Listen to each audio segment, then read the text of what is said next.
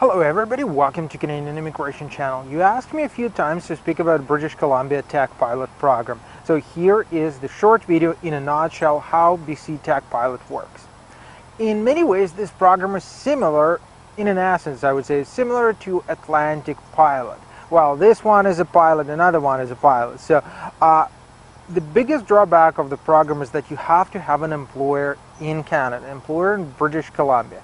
You have to qualify either for one of the streams in British Columbia or to be an international graduate in Canada or, well, in this case, qualify for Express Entry System. But again, in a nutshell, you have to have an employer in Canada. What makes this program specifically different, well, you do not require labor market impact assessment, or your employer, to be absolutely correct, does not require to have labor market impact assessment in order to hire you and allow you to move forward in your immigration application. So what happens is, if your occupation falls into in-demand lease, which is quite low, and I would say there are different occupations in IT, there are occupations in science, there are writers, there are copywriters, there are translators, technical support representatives, customer support representatives. So this or that way, it is pretty vast and allows lots of you, provided that you have an employer, of course, to apply for this program.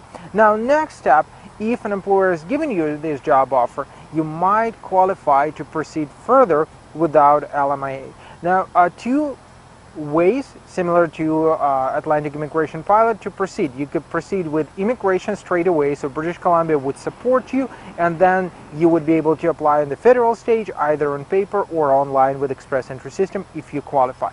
Another option, you may, with a letter of support from British Columbia, apply for a work permit and finish your application for immigration here in Canada. So if your employer is waiting for you, again, similar to Atlantic Pilot, while your application for immigration is in process, you may apply for work permit, provided that you are approved, come to Canada, and your immigration application would be approved while you're already working in.